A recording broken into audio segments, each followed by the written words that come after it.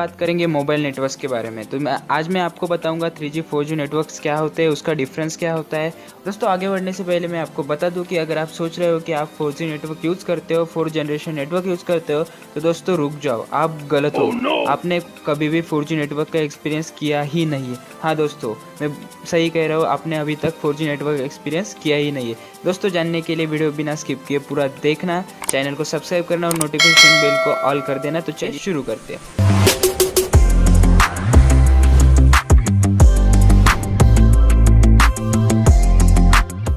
दोस्तों पहले हम बात करेंगे कि ये नेटवर्क होते क्या है, इसका इवोल्यूशन कैसे हुआ और इसमें क्या डिफरेंस होता है। तो दोस्तों हम जो नेटवर्क यूज़ करते हैं सैटेलाइट से कनेक्ट होने के लिए, उसे हम 2G 3G 4G कहते हैं। तो दोस्तों इसका इवोल्यूशन हुआ कैसे। दोस्तों आपने वो पुराने लैंडलाइंस देखे होंगे, जो वही हेरा फेरी वाले बाबू भाई वाला लैंडलाइन जो वायर से कनेक्टेड होता था। तो दोस्तों उसमें था 0G, जिससे हम सिर्फ कॉल करते थे। दोस्तों बाद में आया मोटोरोला ने अपना पहला वायरलेस फ़ोन बनाया, जिसमें यूज़ होता था 1G यानी फर्स्ट जनरेशन, जिससे हम सिर्फ कॉल कर सकते थे, जो वायरलेस था। उसके बाद दोस्तों आया 2G, जिससे हम कॉलिंग के साथ SMS और MMS भी कर सकते थे। तो दोस्तों आपने देखा होगा कि 2G नेटवर्क आने के बाद MMS बहुत पॉपुलर हो गया था, लोग सब उसका यूज़ करने लगे थे। दोस्तों उसके बाद आया 3G। तो आप सब ने 3G का इस्तेमाल ज़रूर किया होगा, आप सब ने 3G का एक्सपीरियंस लिया होगा। उसमें आपको लगभग 200 kbps की स्पीड मिलती थी, लेकिन तब वो स्पीड भी बहुत ज़्यादा थी। और दोस्तों आपको पता होगा कि कभी कभी 3G की जगह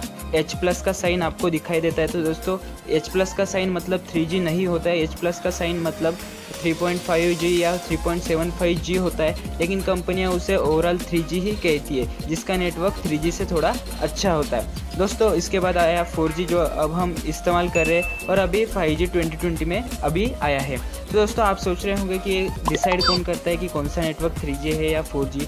तो दोस्तों ये डिसाइड करता है एक ऑर्गेनाइजेशन ITU यानी इंटरनेशनल टेलीकम्युनिकेशन यूनियन। तो दोस्तों ये ऑर्गेनाइजेशन हर नेटवर्क के लिए एक स्टैंडर्ड और रिक्वायरमेंट डिसाइड करती है। तो दोस्तों जो स्टैंडर्ड और रिक्वायरमेंट जो नेटवर्क क्वालिफाई करता है, उसे हम 3G या 4G नेटवर्क की कैटेगरी में डिफ्रेंशिएट करते हैं। तो दोस्तों 4G नेटवर्क के लिए जो मैक्सिमम स्पीड होती है वो है 1000 Mbps और मिनिमम स्पीड रिक्वायरमेंट है 100 Mbps। हाँ दोस्तों 100 Mbps।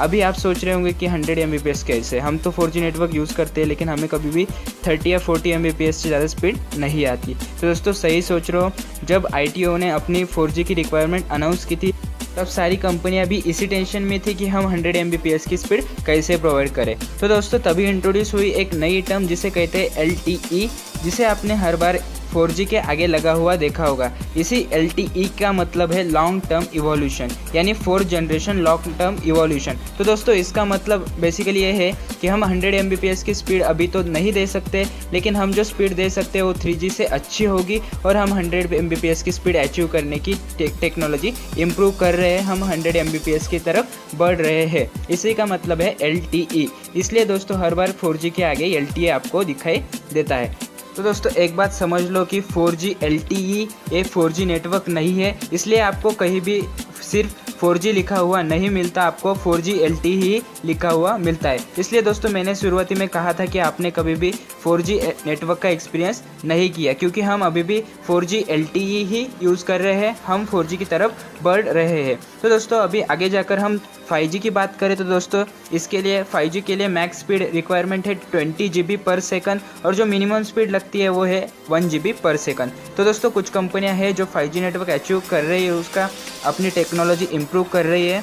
दोस्तों यही बेसिक डिफरेंस है 0G से लेकर 5G तक के नेटवर्क है इन सब में। तो दोस्तों मैं एक और बात आपको क्लियर कर देता हूँ कि जब आप वाईफाई रूटर देखते हो, उसका और मोबाइल नेटवर्क दोनों भी अलग है दोस्तों, क्योंकि दोस्तों आपने वहाँ भी 4G 3G नेटवर्क देखा होगा वाईफाई रूटर में, लेकिन दोस्तों वाईफाई नेटवर्क की रिक्वायरमेंट अलग होती है, उसकी मिनिमम रिक्वायरमेंट वो पूरी करती है। इसलिए दोस्तों हम देख सकते हैं कि वाईफाई नेटवर्क की जो स्पीड होती है वो हमेशा मोबाइल नेटवर्क से ज़्यादा ही होती है। तो दोस्तों मोबाइल नेटवर्क और वाईफाई नेटवर्क दोनों ही अलग है, उसमें नेटवर्क स्पीड भी अलग दिखाई देती है। तो दोस्तों यही सब डिफरेंस होता है इन सब नेटवर्क्स में। उम्मीद है आपको ये वीडियो पसंद आई होगी। वीडियो अच्छी लगी तो लाइक शेयर कमेंट करना ना भूले। ऐसी इंटरेस्टिंग वीडियो पाने के लिए चैनल को सब्सक्राइब कर दें और हमारे इंस्टाग्राम अकाउंट को भी फॉलो करना ना भूले। मैं फिर आऊँगा एक इंटरेस्टिंग वीडियो के साथ, तब तक के लिए stay home stay healthy, bye.